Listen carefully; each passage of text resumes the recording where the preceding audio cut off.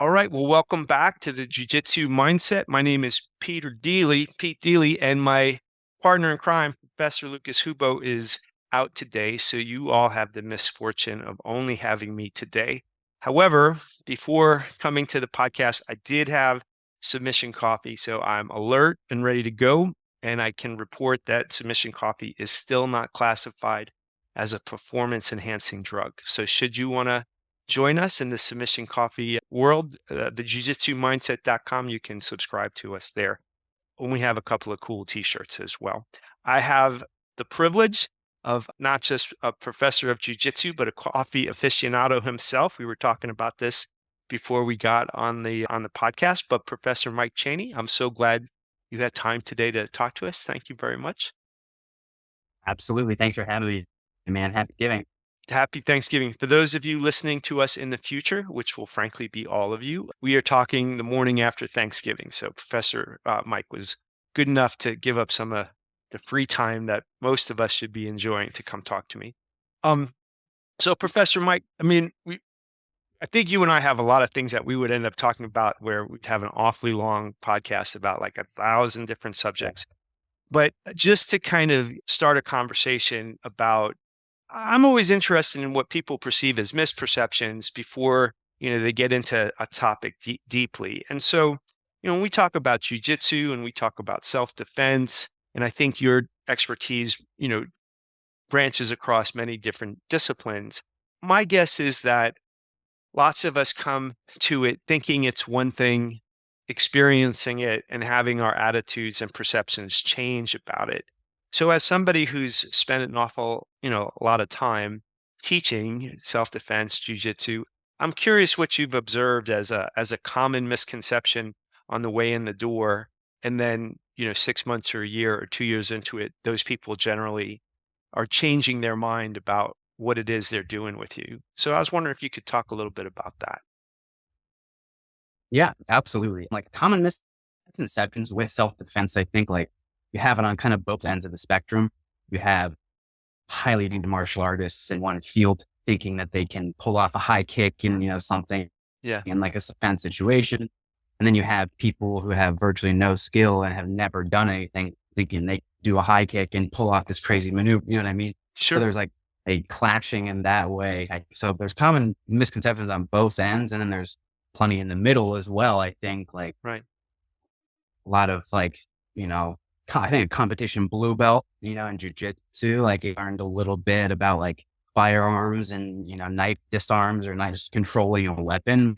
That's, Right. pretty well rounded, like self defense type person. Right. But, Yeah. you know, I'd say like teaching adults like how to grapple has definitely been one of the bigger challenges with that. Right. Yeah. You have like people who've done a lot of the courses or like through class, that have wrestled, done jujitsu, done Yes. some form of grappling before, and they do really well. Right. But then like I think like one of the benefits of like some of the courses that we teach, like Aaron and I, we Hmm. get people who have wrestled before, like done jujitsu or martial arts before, Right. and people who absolutely nothing to Yes. almost the same point and like the same Okay. thought process within a weekend, maybe. Right. So in a pretty short arc of time, you're able to move folks that might be, come with a blank slate, up to a skill level. I mean, would you say of people who Yeah. have spent some time? Yeah. And what changes in their kind of opinion of their capabilities in the world? I mean, often we talk about folks like as you said, they've their exposure to self-defense and martial arts in a practical sense may be Hollywood. Like I found it Yeah. interesting talking to, Professor Hobson Moore, right? Like one of our great champions of all time. And when he was a kid, Hollywood, he watched Bruce Lee and he comes to his dad and he's like, I want to do Bruce Lee. Like Yeah. and then, Yeah. just given what was in his community, jujitsu was there. But that notion of like what we're capable of really, and then what we're capable of truly, and then what is the reality of what we should know those often in my mind are three different things. And you and Professor Aaron teaching not just grappling and jujitsu and that, but layering in weapons as it relates to knives and guns. It seems to me for somebody not in the military or in law enforcement, like the highest form of reality training as to the potential violence in the world. But encountering that must be, I don't know, must change people. So like when you talk about that weekend instruction, could you maybe describe a little more about what the person experiences? Yeah. Typically, like if we, we'll start like stand up wrestling and stuff like that, we'll talk pretty much, you know, in the grappling realm on self defense, right? So, Okay. and even on the first day of training, we won't even have people really work with weapons. There's learning a lot of the flowing and like understanding a lot of the concepts that we're trying to, instill. And then we'll put it to the test with little, increases in intensity and stuff like that. So it's just Yeah. like anything else. Like you can train it, right? You can make it into a trainable skill, Right. right? I think a lot of people think just like poke the eyes and run away or something like Yeah. that, Yeah. which maybe you get away with, which is cool, but there's a lot more to it, you know in the past year or two, I've learned a lot about talking and like learning how to kind of talk your way out of a situation, right? Yeah. And I'm, not the most outgoing individual, right? You catch me off guard, I might, not necessarily know what's going on. I even had like a self defense based course, right? Where you kind of like at the end of the course run through scenarios and like the idea initially is to talk yourself out of the situation if you can, Right. right? If you talk the way out, you talk the way out. If you end up going hands on, you're going hands on. Sure. So everything's kind of possible, right? So that's like eye opening for me. And then where I'm able to kind of take that back and start putting that into some like more jujitsu context or just like everyday stuff, Yeah. right? I think that people kind of miss it as well as like they go to one seminar ever, Yes. right? They Yes. don't have any type of like trainable material or like they're just like, oh, I learned a headlock escape. Yeah. They Right. never drill it. Never, you know what I mean? Like it's Sure. never like a trainable, drillable thing. I think one of the things that sets our courses apart is that it gives you drills and like chunks and concepts to play with, add into like what you're already doing. Or if you have nothing, it gives you a baseline to start with. Okay. A lot of seminars and like workshops and, you know, just like normal jujitsu schools that teach self-defense or whatever, like kind of get wrong, right? Right. Where they kind of just ban and treat it as a specific thing. Like certain jujitsu self-defense things are just it's essentially like historical, preservation pieces at this point. It's not like a viable thing in a self-defense situation, really, right? Yeah, that's What interesting. I we mean, because learn we yeah, we talk about that a lot as jujitsu people. I mean, that, this is the most has the highest level of crossover to, non-sport fights or circumstances. I'm just curious, like when you talk about something that might be a historical artifact that, we believe this to be true in a non-sport context, but it's actually, been proven to not be the case. Do you have can you give me an example of something that's like that? yeah, license, certainly like mount escapes and things like that, like versus people who know how to strike and stuff like that, or who have weapons and stuff like that. Like you're not going to be able Yeah. to commit both hands to one thing, Yeah.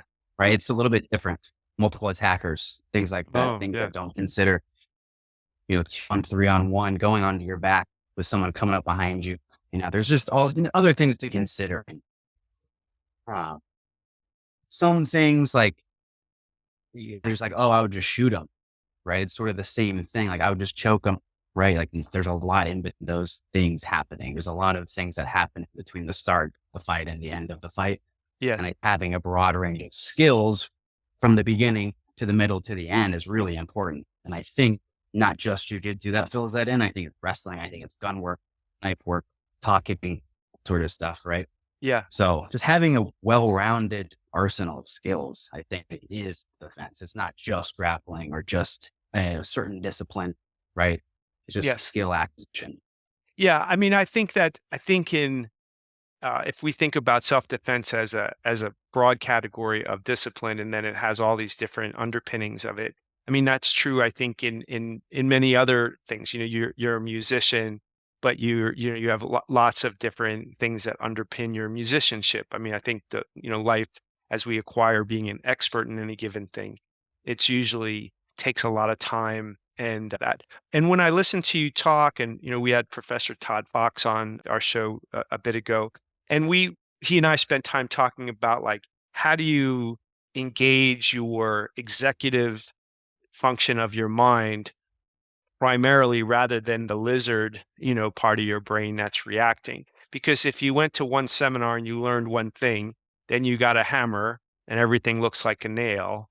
And what you're describing to me is like the ability to make choices. And I think making choices in real life situations only can occur if you're calm enough to like have an internal slowness that says, okay, I have steps one, two, and three here. Steps one begins with like talking and extricating myself.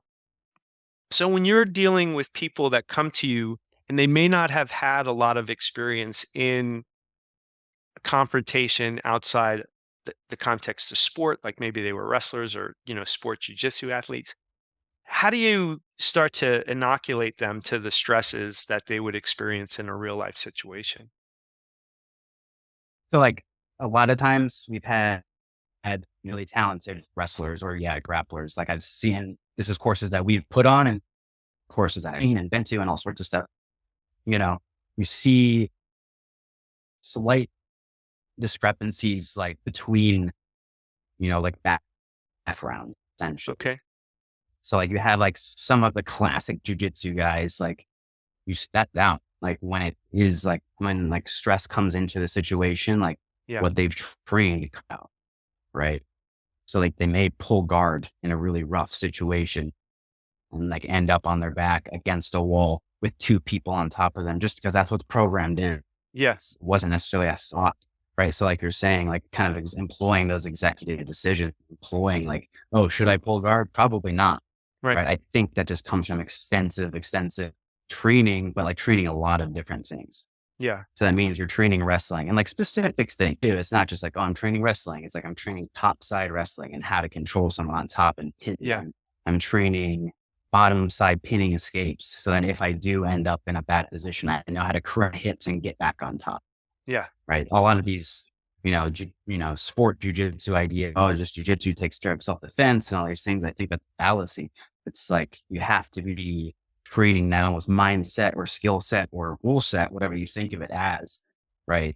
Yeah. In order to have success. Like, God forbid you ever have to use the skill, but like you do have to train the skill and you have to use it, right? It's Yeah. not just going to populate and pop out because you're a black belt. Right. Well, and as it relates to the rule set, we had Mark Schultz on, the great wrestler Mark Schultz, and he's like, look, the rule set Yes. of right. He's like the rule set in jujitsu matches and MMA are the inverse of the set of the streets. Like it tells you Yeah. you can't do this in MMA. Well, then that that's that is what the rule set should be in a street fight in a certain sense. Yeah, that Wait. and in Hickson Gracie's I love his term, like educated instincts, right? Where you're educating yourself to react in certain ways when your executive function fails you, like what happens. But you're kind of describing like, hey, the palette of colors or the number of choices you have to have is pretty broad.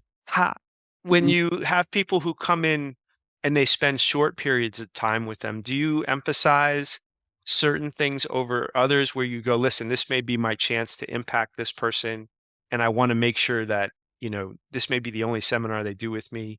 Do you have something that sits at the top of the pyramid where like, hey, this is sort of the most fundamental thing we want you to take away? Even a lot of times, like I just try to meet people where Yeah. they're at, like if that's their first exposure to grappling that day, Yeah. you probably give them like, here's a concept to think about, like, all right, guys, like we did a lot of guard work and sweeping today. Like, but today let's look at the function of your guard to use it to sweep to stand back up. Like, Right. let's just chew on that, write that down. You can text me about that, think about that. Then we'll talk more about what that means to you. You're hopefully training in a year, right? Yeah. It's not Right. just like, oh, all right, cool. Like I got that seminar done, check off the list. You know what I mean?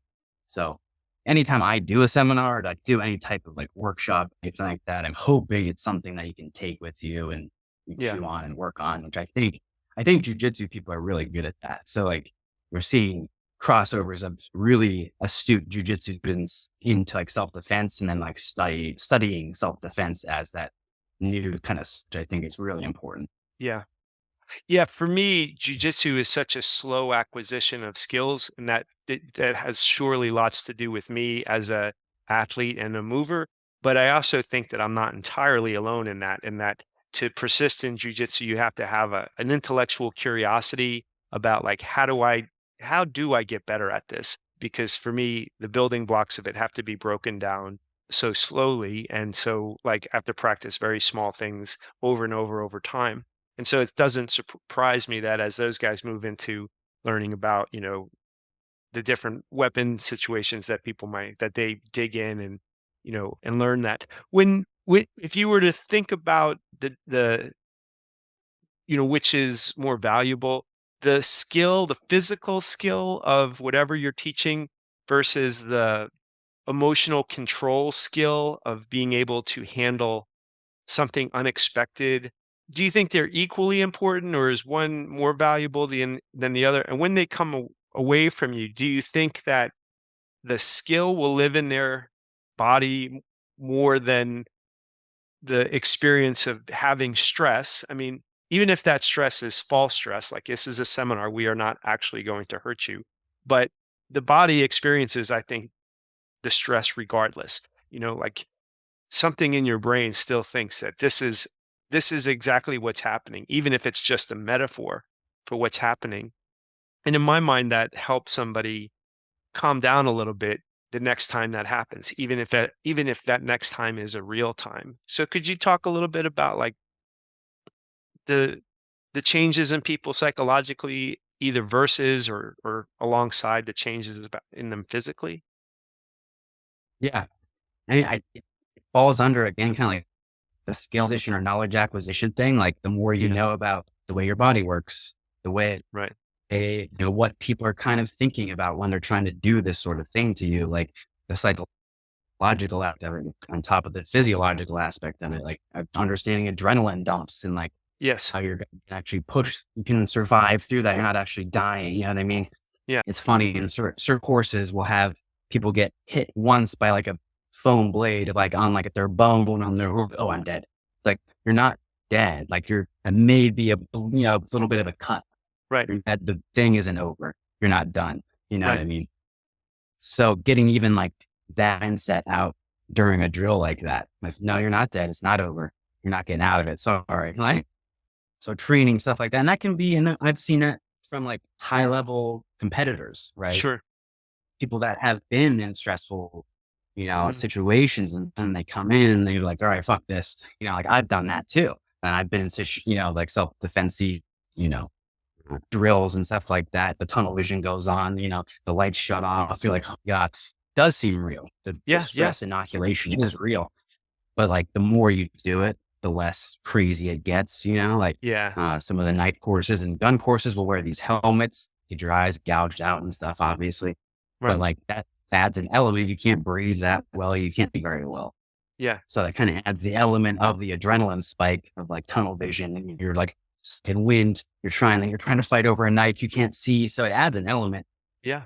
This thing you should do like every single day. Do you think, I don't think you should ramp yourself up to like this massively stressful level every day, but Sure. it is something you should do every couple of months to test what you're doing, to test Yes. your theories on stuff.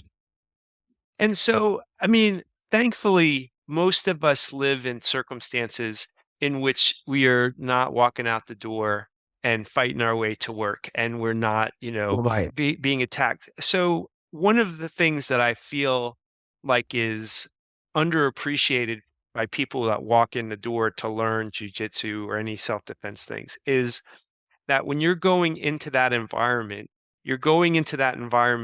acquiring skills and experiences that will affect other areas of your life in profound ways. Like the thesis statement for the Jiu Jitsu Mindset podcast is, get comfortable being uncomfortable. And the value of that is not just to survive a physical attack, but in the rest of your life, there are plenty of ways in which you might feel an analogy to what you described in your work environment, in your family environment, among, friends, things that are not physical confrontations, but being calm in that stress situation has incredible value. So, can you talk a little bit about maybe you have a story of someone you've trained over the years of like ways in which training people in the way you do has affected their life outside of the seminars, outside the classes, outside the mats? Yeah, I mean, we get messages all the time about, people implementing the grappling drills into sort of, some of the things that we've done and at workshops or what otherwise just day-to-day stuff. That's just the way we teach here, really. Yeah.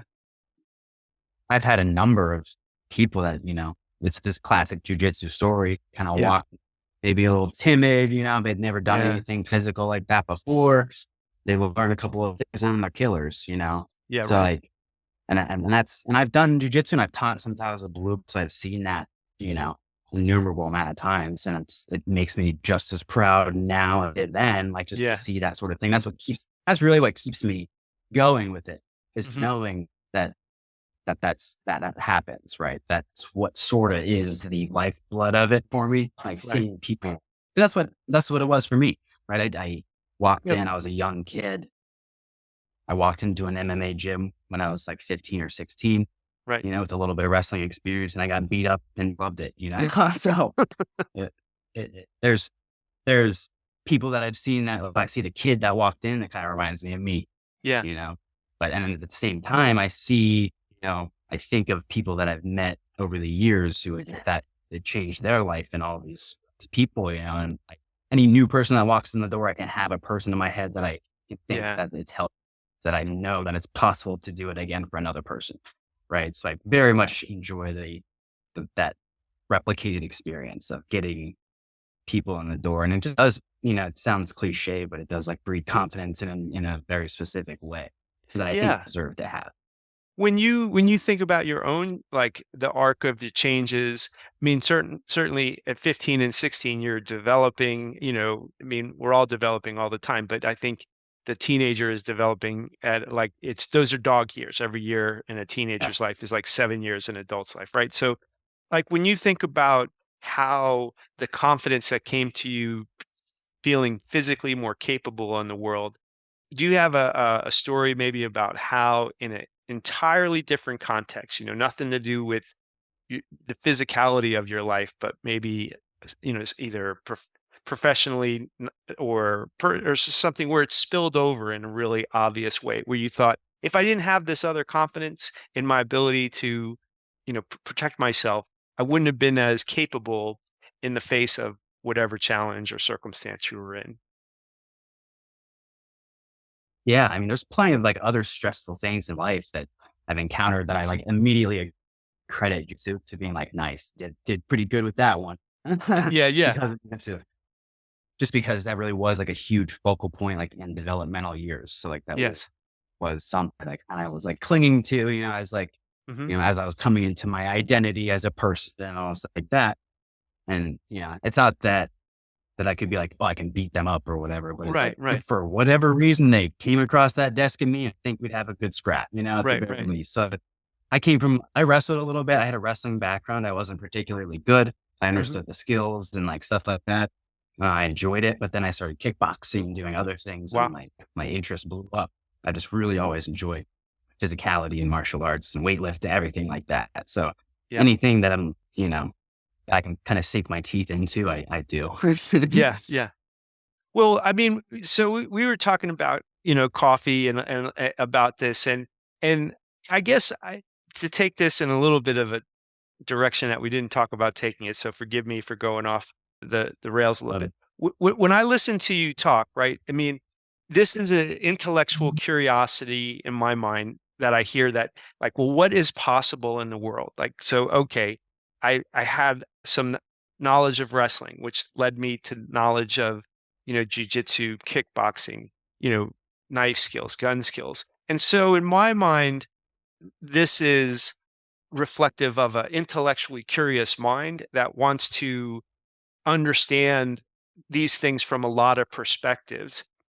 And so sometimes I even, this is a little bit embarrassing, but I think of these things in maybe very classical.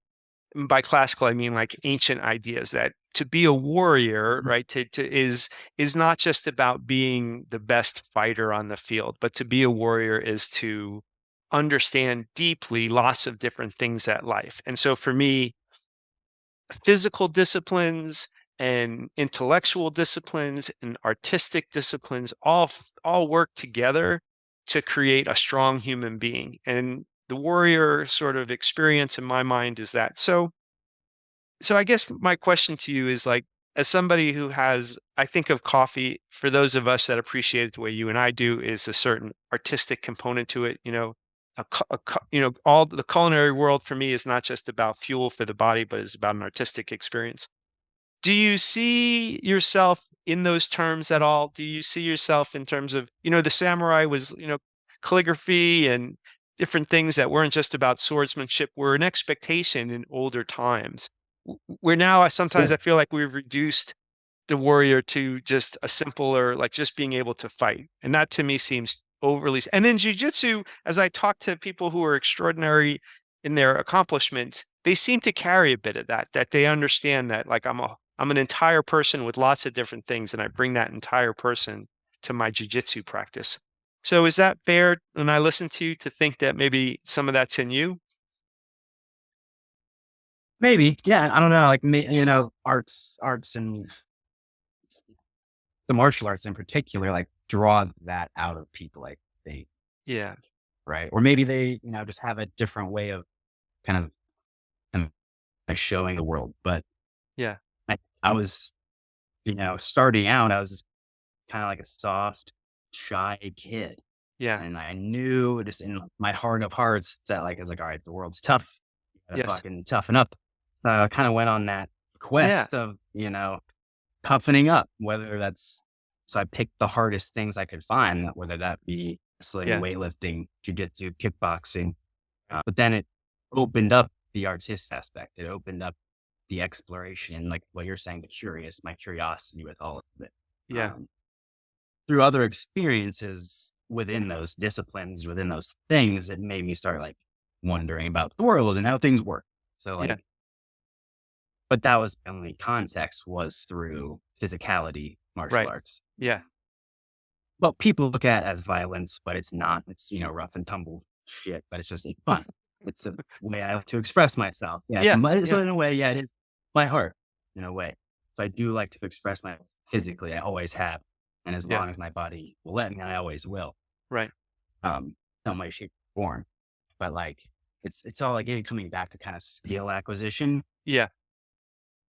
building from curiosity. All it is just like, what if I stab you this way? You do that. Yes. What if Right. I Right. Yeah. tried to take you down that way? What if? I don't know. Let's see what happens. And Yeah. luckily, I've always had people around me that were like, oh, you can try it on me. So Yeah. then, Sure. then it's a half an hour, and that's just always been like that. So I do that, like my endless curiosity with stuff Yeah. is the key to being in it lifetime. But yeah, kind of coming back, like I even train coming back to the physical preservation bit, like I Right. train in old martial art. I have a friend who trains, I don't like, I'm trying to like draw a blank on the name of it because it's so long, but it's a very classical Right. weapon based martial art that's Okay. from the samurai era. Wow. You're working with staff, sword, Wow. knife, disarms, and on a classical sense, like a classical sense of self defense. So like they even have things for like tea ceremonies and someone's Yes. Yes. wronged you and you do it, like there's Yeah. crazy in things. Now, something like that, as old as that is, has all of these tiny specific Yes. pieces and components to it. So I'm like, okay, there's so much to this. It's old and it's Yes. interesting. And I think jujitsu has pieces of that. Judo has pieces of that. Yes. I think take all the good pieces, like we Right. can plug it into something really cool and new. And I think you're seeing that now with jujitsu because like there's every era and every discipline and everything has its weird drama and like people who don't like each other, but then Yes. it's just what makes it into the history of books and what Yeah. outlasts, right? And it's usually the techniques and like the things like that Yes. that last, right? So that's what I find interesting. Like I don't think of it necessarily as like technique collecting or something like that, but it's Right. just knowledge collection. I just want Yes. to know about stuff. Yeah. Yeah. Well, I find that like for me, that's an attractive quality in people is the attraction to do hard things, like you were saying, because it's in the challenge of something hard that produces the most dramatic results. Like Professor Lucas had this piece of writing that I loved, and he's like the greater degree to which you're willing to challenge yourself is the greater degree in which you're being able to be transformed. And so just the acceptance of a hard road for the sake of the hard road, I think changes a human being in good ways.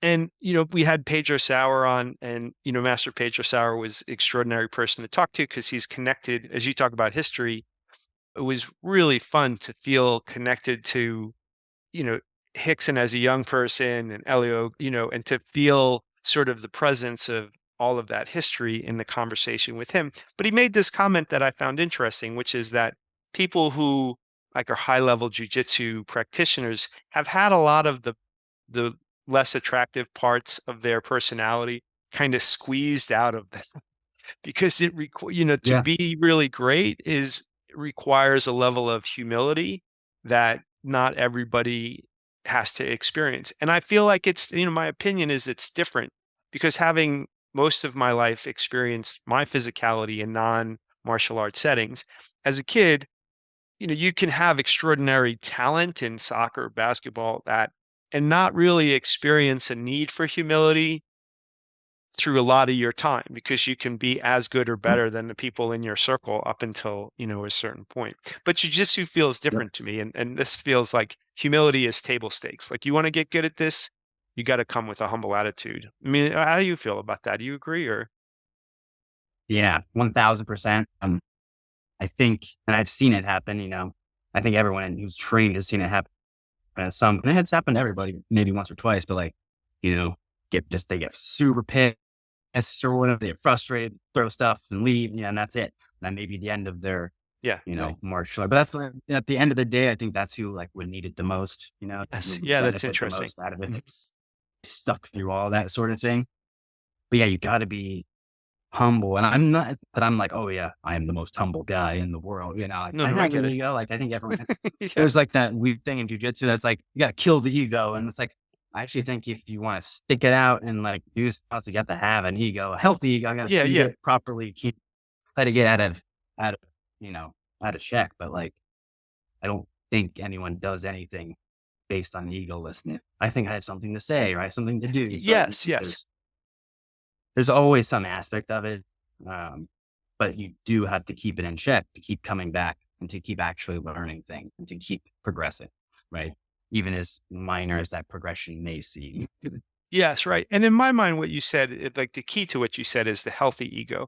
Like we'll often say, and Professor Lucas, will say this frequently. Like people come in, and they may be sort of the way you described yourself as a 15-year-old coming into an MMA gym, and that they need to feel more assertive and aggressive because they don't have that side of them developed. And then on the other side, people who are too aggressive and too that need to be sort of tempered and bring that down. And in my mind, when we talk about the ego, you have to have a identity. I mean, you have to see yourself in some way, shape, or form, and that in and of itself is an ego. But to have it healthy in understanding like your boundaries of what you can and can't do, where you fit in the world, how you are helping the world become better, or how you're. I mean, as we talked to Aaron Genetti, right? We talked about, hey, in most every circumstance that is conflict oriented out there in the world, and Todd Fox talked about this too.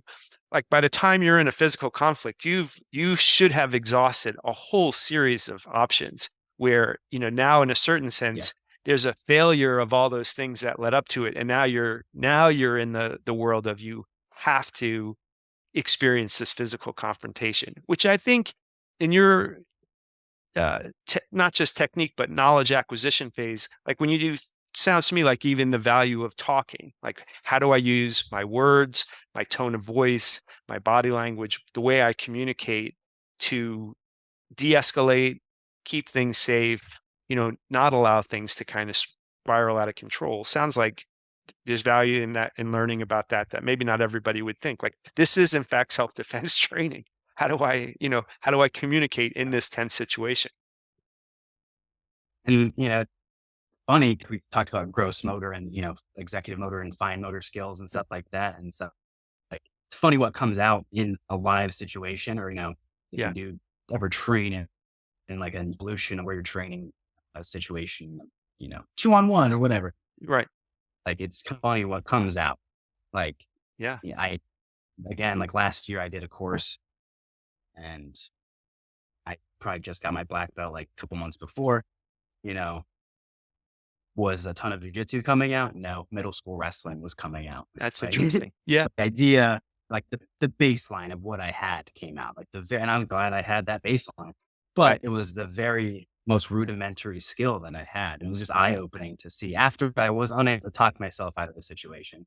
It Okay. turned physical, and then Okay. what the physicality came to be was very interesting. So that alone can be eye opening. So let me just ask a little bit more precisely about that. So you were in a real world situation, and now it turned it the other things become exhausted, and now you're in a physical thing. It was the training as your youngest self sort of came out. Is that fair to say? Like your first experiences with somebody trying to take control of you, right? Your other wrestlers at those age are trying to control you. That's where your whatever you want to call it, your lizard brain went to. Like that's what came out. It was basically zombie walk forward to a body lock and hope for this. And then basically just like from there. Yeah, So it's very like, and tunnel vision yeah, and adrenaline spike and like, oh shit, we're going now. So just even understanding the difference in change in the talking phase to the physical phase. yes. Right. And having the wherewithal to understand what's happening in between those things. Did the executive It's, party brain kick in that process of that? Like, was your educated instinct okay? High school wrestling or middle school wrestling, and then did did all those other things that you'd acquire calm you down somewhere in the midst of that, or did that, or were you purely middle school wrestler through that fight, and then it occurred to you later, like, oh, wait a second, yeah, it kind of stabilized after okay, that initial piece. Right. right, Cause like you're going into the thing, you have no idea what they're going to say. You have no idea what's actually happening. yeah, Right. So there's, the inflammatory mark. I'm like, wait, what? It yeah, turns into a very physical, it turns physical like that. So even in my head, again, you have a plan until you get punched in the face, or sure, in my head, I was like, oh, I'm gonna talk my way out of this. I'm witty, blah, blah, blah. yeah, Not like that at all. I'm like, what? And start immediately fizzling in the mud, immediately uh, turning it into what I didn't want to turn it into a yeah, grappling match. And we had sim guns on. The idea was that if you have, concealed carry on appendix concealed weapon on, what you would be doing in a situation like that. yeah, So it did stabilize for the wrestling. I got back on top. That again, okay, the wrestling and jujitsu, like gyroscope with putting my hips back on top. I was like, oh shit, bad right, position. Got to get back on top. Very grateful for that response because I needed to kind of like, get into a situation where I was like almost passing the guard after that. right, And I felt balanced enough and, like where, with it enough to do that. But then another person went into the scenario wow, and that kind of threw it for a loop. yeah, I had one person, I'm kind of wrestling one person, another person's coming in, and at that point, it's like I got them both in front of me wow, and try to draw. Got them, yeah, but yeah, even within that scenario, it's like I'm experienced, super experienced, like gun handler. yeah, Like I've shot, my entire life and, hunting and stuff like that. But like, I'm not like a black belt in gun fu or anything. right, right, Right. yeah, But my wrestling, my jujitsu carried me to the point where I was able to get to that yes, yeah, and finish that sequence successfully. right, So yeah, it's funny. It's skipped from baseline to what I was able to do for a long time and then to a brand new skill. Right. wow, okay, So yeah, that's a very interesting curve. I'm going to post that on my YouTube. It'll be later on, like a breakdown of that. It's a very interesting yeah, and situation. tell people where if they want to watch this YouTube, where's your YouTube channel? Yeah, I'm Boom Boom Cheney on everything, like Okay, Instagram, YouTube. Just at Boom Boom Cheney, Cheney. That nickname came from me kind of jokingly uh, impersonating like my Brazilian instructor at the time, who would say "boom" after every technique. He would like puncture. He would punctuate. He's like, "You put the wrist here, boom. You put the other wrist here, boom." Like, yeah. And I was starting like kind of messing with that, and then like people started calling me Boom Boom. Stuck ever Boom, since. I So. like it. I like it. That's so funny. I'm 53, so I'm ancient. And when Boom Boom has a connotation of Boom Boom Mancini, who may not mean anything to you, Yes. but was Yeah. it? Yeah. You're Yep. right. So Boom Boom Mancini back in the day, who I think Mhm. actually kills one of his opponents along the way, if you remember that back when. So Yeah. when I saw Boom Boom, that Back was when a that happened. yeah, I was as a young teen, I think, all the way back then. Well, I mean, that's it. That to me is exactly a little bit what we're talking about. Like you're you had a stressful situation, you reverted to what was kind of ingrained in you at maybe the first times where you felt physical threat. You start there, but then you land at like the highest level of executive function where you're employing new skills. So not only was it not, it was kind of all the way through your development is what it sounds like. And in my mind, Yeah. that's outside the training of self-defense, in other areas of life where all of a sudden the circumstances ratchet up unexpectedly. For me, it's the business world. Where you're thinking things are going one way and then they go another way, and remaining calm is sometimes the difference between being able to keep a negotiation on track versus having it come off track, because now you're like, wait, the rules changed here. I thought we were doing this, now you're saying we're doing that, and you can create unnecessary conflict that is not kind of profitable, useful, and any of that. When you think about your students, we like to ask this question, and maybe somebody who stayed with you for some length of time. Do you have any stories of your observation of the changes in a particular person, that when they came and saw you, whether they knew it or not, they had something that they needed, and then as they trained with you over time, they changed because of the training that sticks in your mind as kind of particularly important or dramatic? Yeah. I mean, over the years, there's been a tremendous amount of like again, keep kind of remind me of myself, right? Yeah, That you're right, again, right. maybe a little bit shy, they aren't super confident, or um, there's a kid that I've worked with for years now who's like kind of coming up and starting to get old high school and stuff like that. He's Yeah, wrestling and now he's getting into jujitsu, and I'm like, yeah, like I know that path. Like, yeah, so I'm hoping that some of those, some of my mistakes and things like that, I yeah, can be like, all right, stay away from that. Like that sucks. Like, don't yeah, do that. But really, it's like, you know, I'm trying to carve a cleaner path than I had for other people. yeah, I think that's what martial arts is about. Like yeah, everyone is kind of like always clearing a path through their experiences, right? Like right, I've changed like coming up, like up to my purple belt, I changed teams like 4 or 5 times. right. Like there's tremendous amount of, back end and stuff that's inside baseball stuff that happens with that can be stressful and like really hinge progress and like can make it really uninteresting to train and continue doing it and stuff like that. So Yeah, having and I've seen people go through that with me and like they're still with me. So like yes, right. knowing that some of those people have gone through those transformations with me, like I know exactly what you've been through. I Yeah, kind of know what you're facing now. So the idea is just help people, man. Like yeah, yeah, whether it's kid or whether it's I don't care. I don't care if it's a 60-year-old man who's never moved. Like, cool, we'll get you shrimping. yeah, yeah, right, Um, right. I help people. I know jujitsu. I know jujitsu helps a lot of people. Let's put two and two together. Let's make something happen. Like, Yeah, you know, I think jujitsu has helped a lot of people. I think martial arts and just I think movement and stuff, I think is imperative for human life. And I think yes, yes, jujitsu is a really good way to bring community together. It yes, brings that skill set. It brings a lot of things you need as a person into one thing, which I think is why it's important. It's also one of the like hard things that you get to go and do like every yeah, day and yeah, grind at, and it's still hard, and it's always going to be hard, and always going to be people. You know, it's there's not like that perfection point, right? I think yes, like Rafael Lovato Jr. said it. He's like, it's the pursuit of perfection, knowing it's impossible. Like, yes, right, you're right. always just showing up. Like, Yeah, so like that's what it when and I grow Matt into like whether it's teaching or coaching or yes, whatever yes, you look at it as.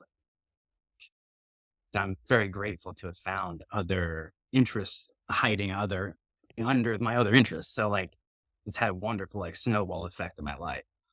Like yes. my wife, my fiance, my future wife, Oh, like how wonderful. when I came here.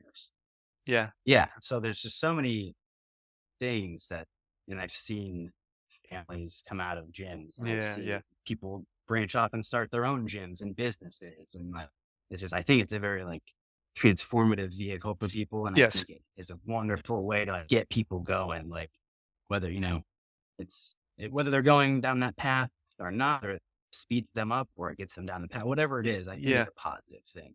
Yeah. Oh, I love so much about what you said because I mean, I've seen it the other way where it's not. where it's what? Say that again. Where?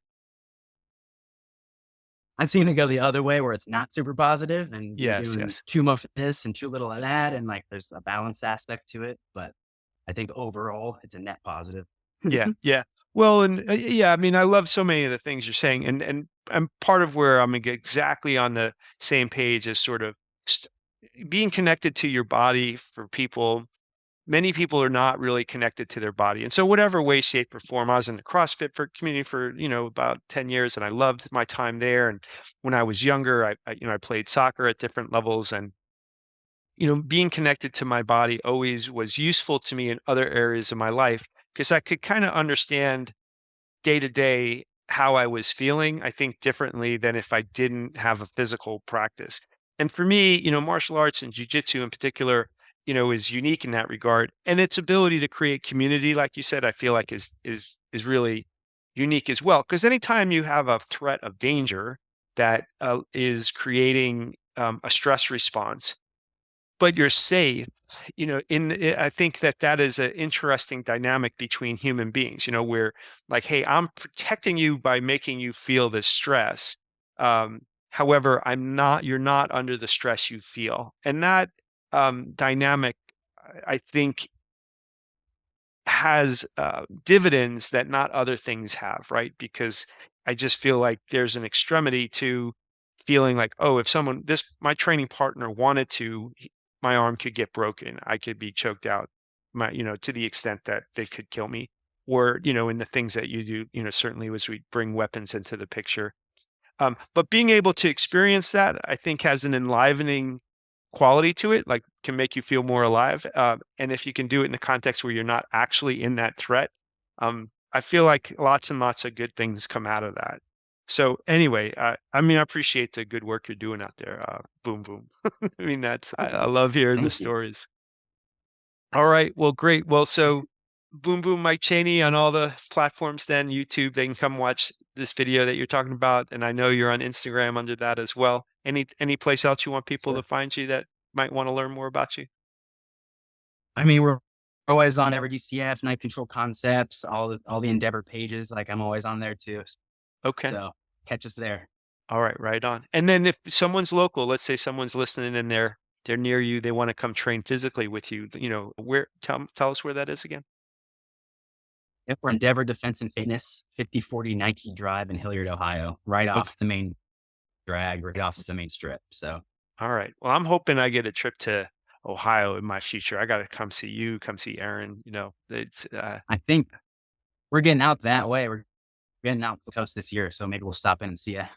yeah, please, you come out to Arizona, we would love to have you guys come in. That'd be a privilege. All right, brother. Absolutely. Thank you for spending time with me. This was awesome. Thank you, man. It was great. Thanks.